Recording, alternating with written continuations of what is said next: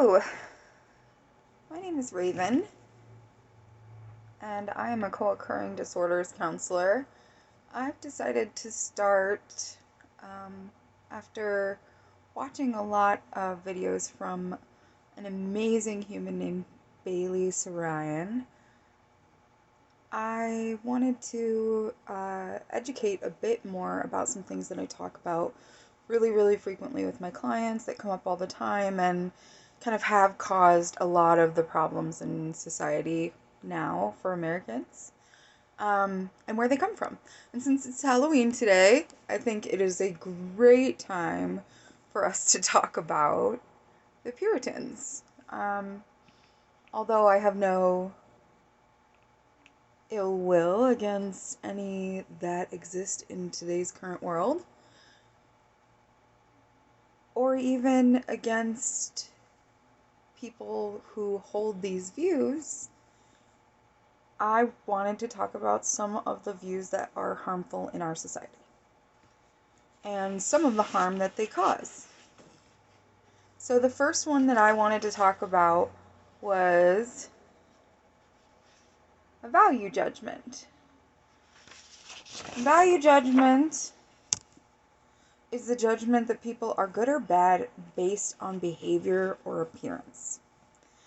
We've all heard the expression, don't judge a book by its cover. The idea that you're able to do that you're able to look at someone and see how valuable they are, or how healthy they are, or how pure they are, they all come from that. So, for example, the judgment of people's weight, like fat shaming, the judgment of people's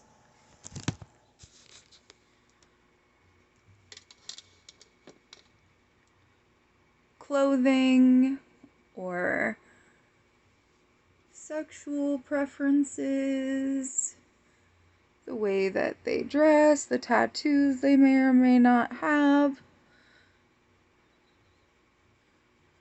I'm contouring my face right now.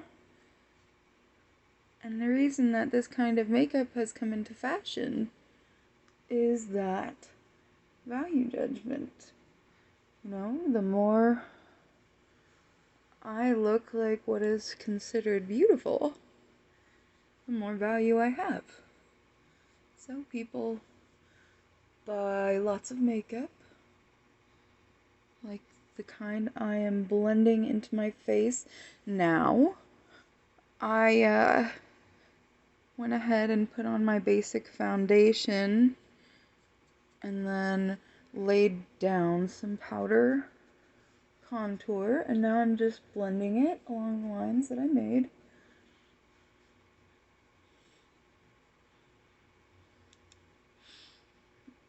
And then I did do darker on the sides of my nose and lighter on the center, because having that aquiline nose is one of those values that people like to see in our appearance. That thin nose. That makes lots of people of color feel like they're wider noses, and lots of people from many different races and ethnicities and cultures feel as though their differently shaped nose is not as attractive. So that's just a very good example of value judgment and some of the things that it creates in our society, like, you know, being able to tell that someone is promiscuous by the clothing they wear. And as we discussed, you know, fat shaming comes from that too, or judgment of people's abilities and disabilities. Those are all based on what we see. And with that idea of value judgment came something that we hear about really frequently. It's a big buzzword all the time right now, and that is stigma. And stigma is the negative opinion of society. And assigning stigma is an honor reserved for the dominant group of people in society. So right now, stigma could be assigned to mentally ill people by people who do not have mental illness, who are maybe not having as many obstacles towards getting a degree and becoming a counselor or a psychologist or psychiatrist.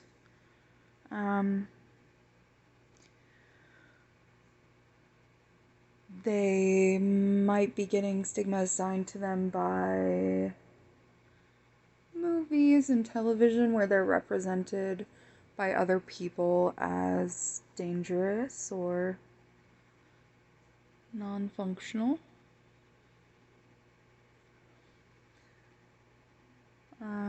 Often we think that people with mental illness are feeling or saying the things that they're saying in order to get attention.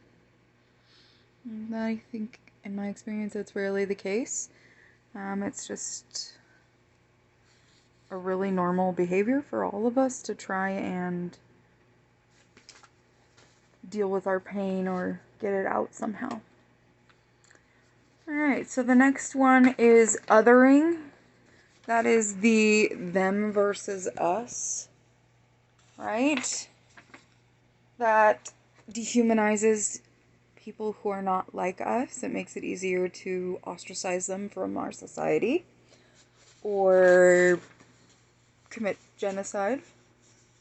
I think that we see it really frequently in the way that homeless people and people with mental illnesses are treated. It's very often thought that that couldn't happen to me. It's what we like to call a control fallacy. We want to believe that things like homelessness or mental illness or addiction are in our control when actually they aren't. It makes us feel safer if we think that we can control those things. But it also makes us feel really negatively towards people who weren't able to control those things. It might have ended up with a substance use addiction or with mental illness or with lack of a home to go to.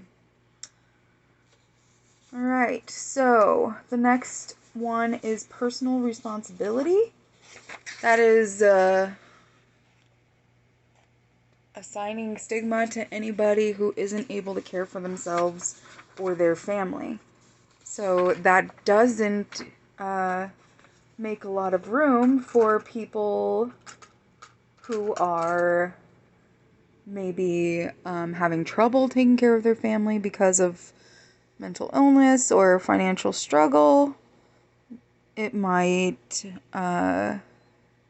also be ignoring anyone who is unable to work for whatever reason.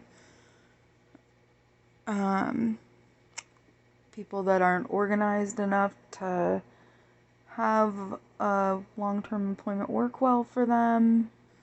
People that are too physically or mentally ill to work on a regular basis. And also, it makes things like addiction and homelessness, the person who experiences it, fault. It gives us someone to blame for those problems that we see. And it makes it okay to judge that person because they weren't able to control those circumstances. And it makes us judge ourselves when we find ourselves in those situations. A good example of that is that I have chronic illness, and when I got sick, I had the weight of all my own judgments about what disability meant that I had to get past. I had to grieve what I was able to do and what I wasn't anymore. I had to grieve the new reality for my life because I'd been taught my whole life that my value was tied to how much I could produce.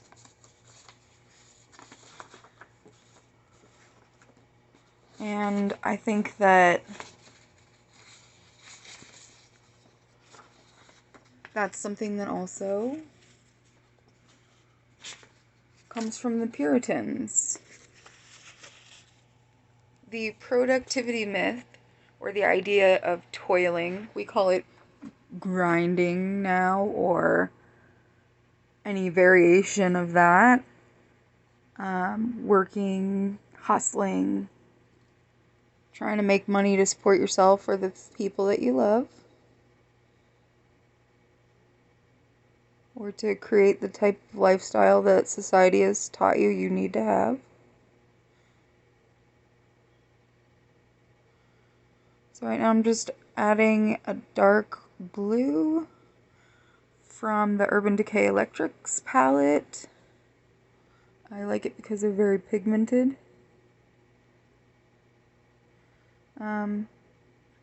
So what is happening to all of us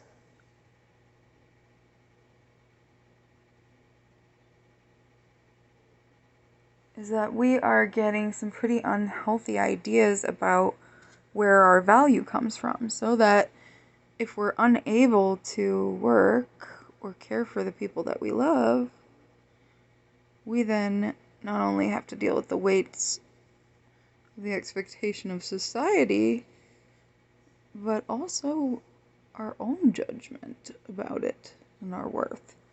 I see this the most with men, that if they get sick or something happens and they're not able to take care of themselves or their family, they will almost lose the will to live because they really think that their ability to work and provide is their value to the world and to the people that they love. That's why people would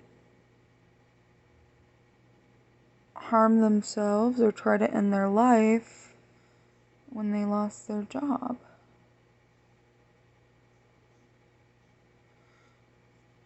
That's also a big part of stigma. We see homeless people and we see that they're not able to take care of themselves and the people they love, and we assign stigma to them. We see people with drug addiction, and we think, well, they just don't want to work or they don't want to be responsible. When truthfully, it's not a willpower problem. It's about the way that addiction works on your brain. It's about the way that mental illness also works on your brain, and also trauma and many other valid reasons for struggling to be well enough or organized enough to work on a regular basis.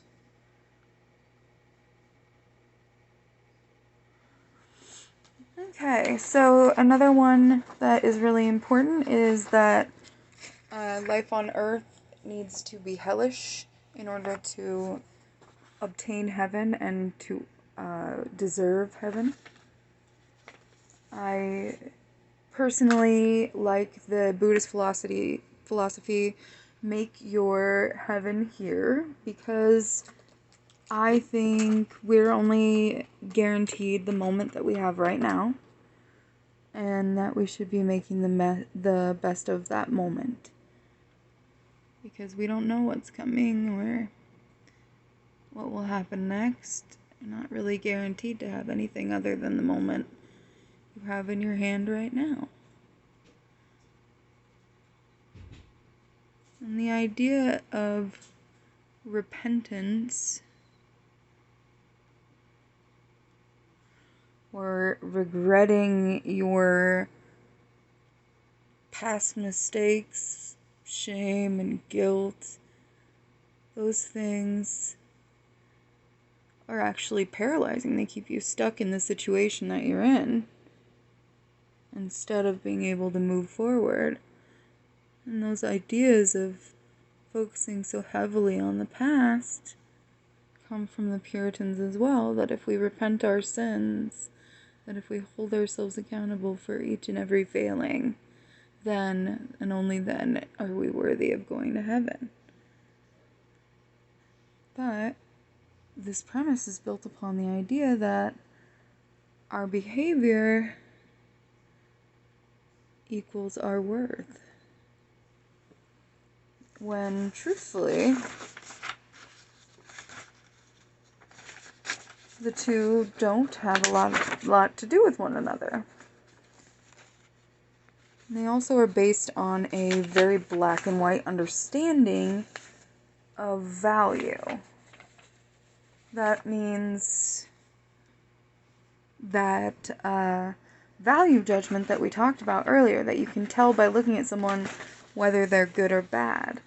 I actually think good or bad are terms that don't really apply to human beings.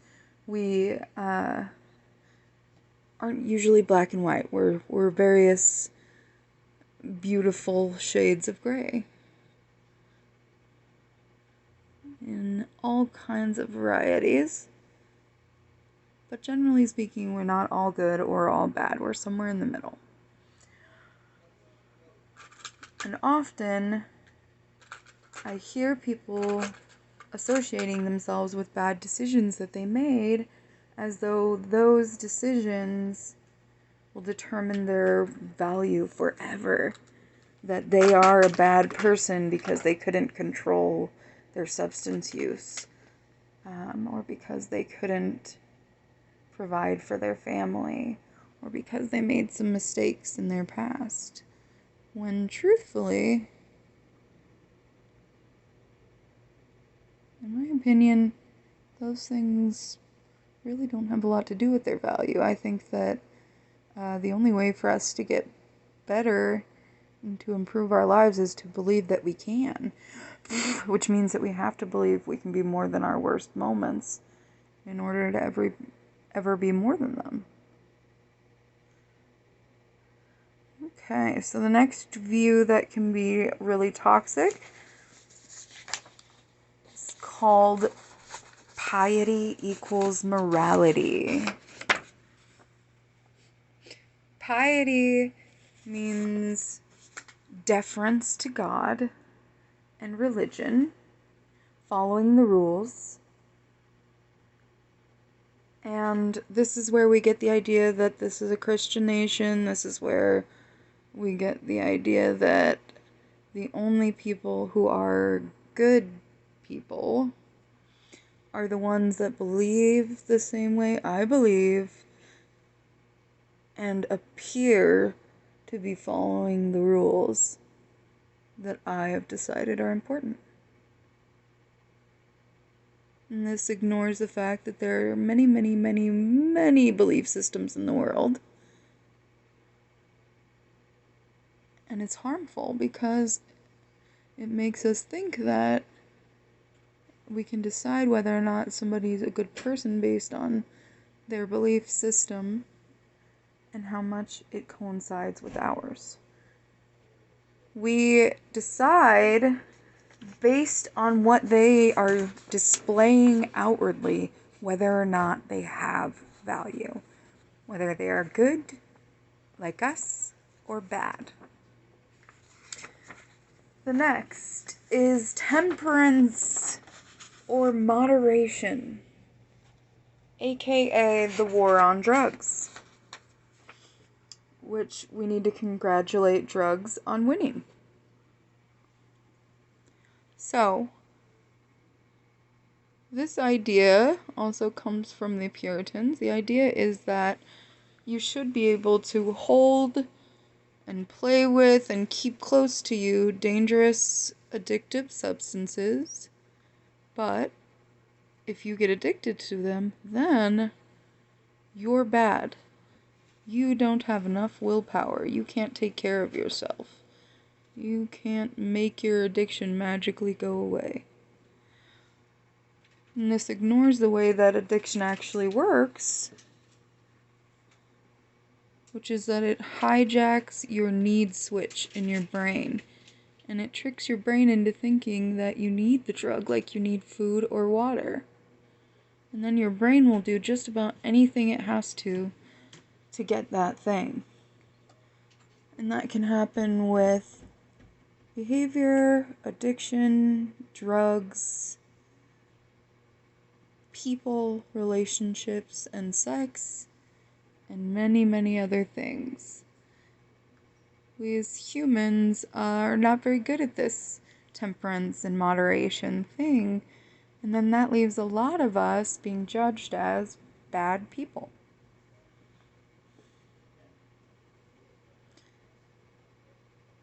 Okay, so you can see here I'm putting the darker blue into my crease because I'm Cherokee and I love my eye shape that comes from my ancestors. And I always try to accentuate that with my makeup. Okay, so the next one that really kind of leads to some of the patriarchal problems that we have is called the purity myth. This means that only pure women have value. This is the reason that dads safeguard their daughters. This is the reason for monogamy being the standard type of relationship. This is why fathers give away their daughters to the next man who's going to be caring for her purity and chastity. And it's also why rape culture exists. It's also why slut-shaming exists. And it is responsible for judgments being made about women based on the clothing they wear or the amount of sexual partners they've had, but never really applying those to men.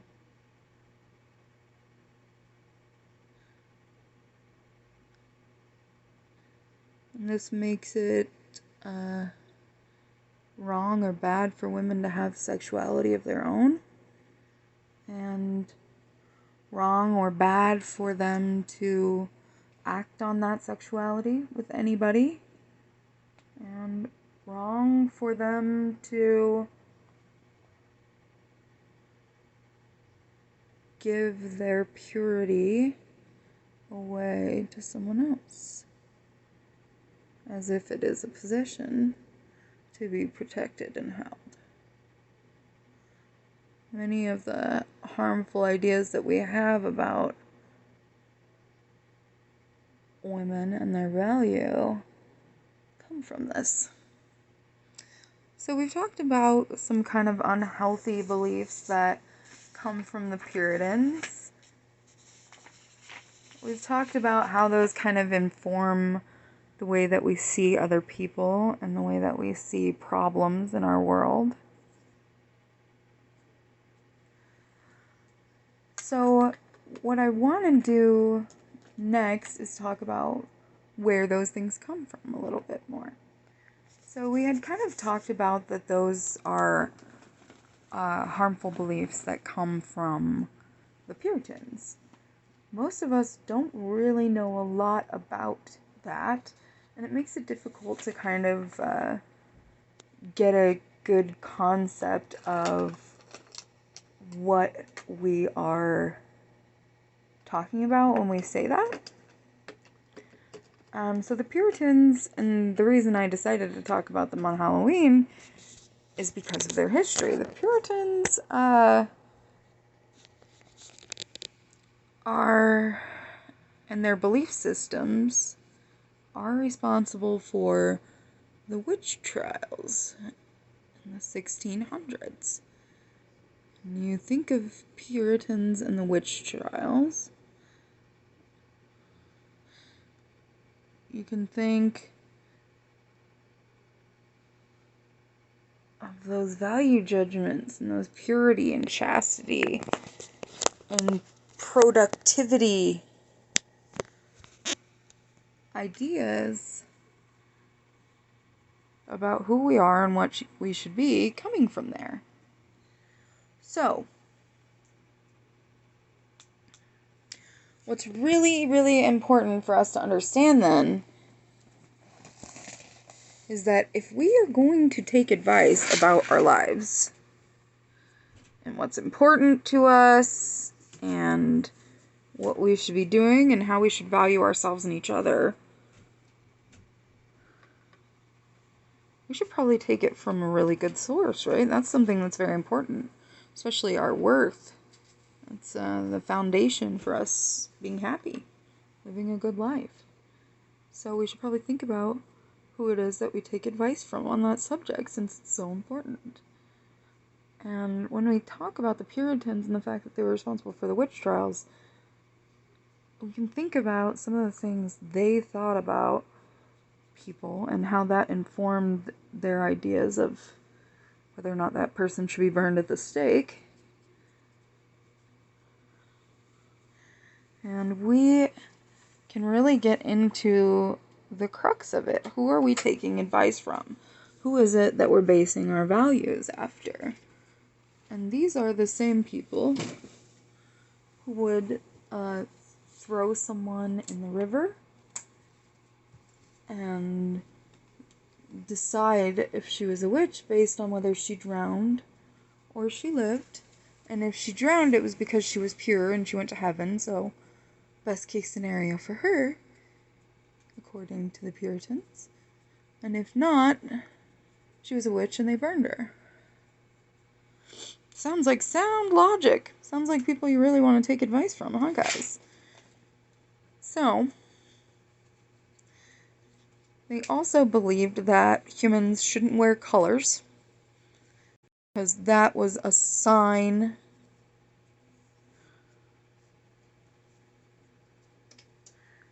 that they were not deferent to God enough.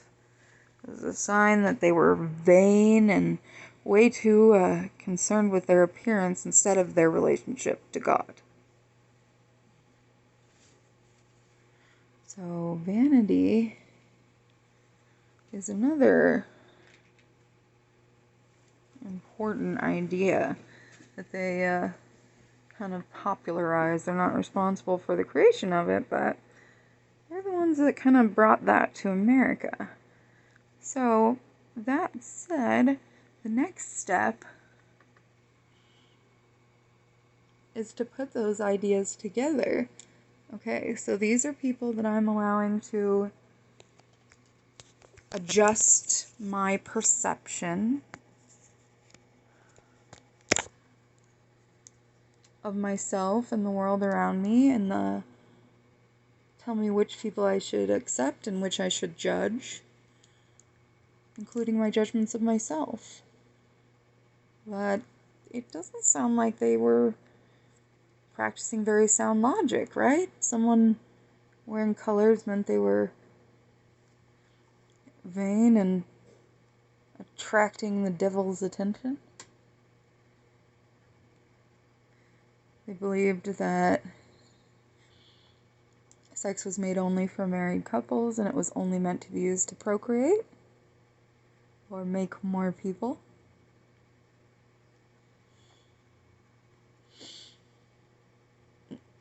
They also believed that women were not to experience sexual pleasure under any circumstances, or they might be considered a witch.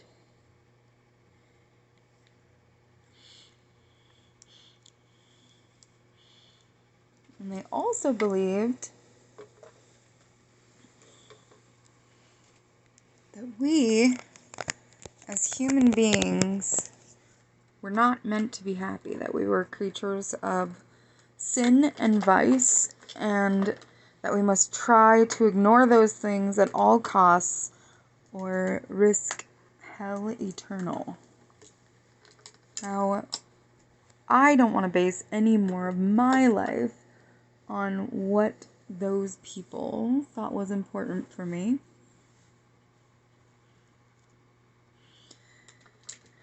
So, I kind of made this video today because I wanted you all to maybe give some thought to how those beliefs are affecting your judgment of yourself and your judgment of other people. When I started thinking about that, it really bothered me. I thought about all the times I had made judgments against others, Thought about all the times that I thought someone's outfit had something to do with their value as a person. And I remembered how much I've done that to myself and how hurtful it's been, as well as how long it kept me from seeking out help for my mental illness or for my alcoholism. And because I now see those truths and think about the advice I'm taking and who it's coming from, I can't unsee it. So I'm going to go out today and be Alice in Wonderland because I love that story very deeply, and I like the idea of the new character of Alice that was created in the new movies, and how she has kind of like this feminist trope about changing ideas of what women are capable of. So happy Halloween, be safe out there, take care of each other, and thanks for joining me.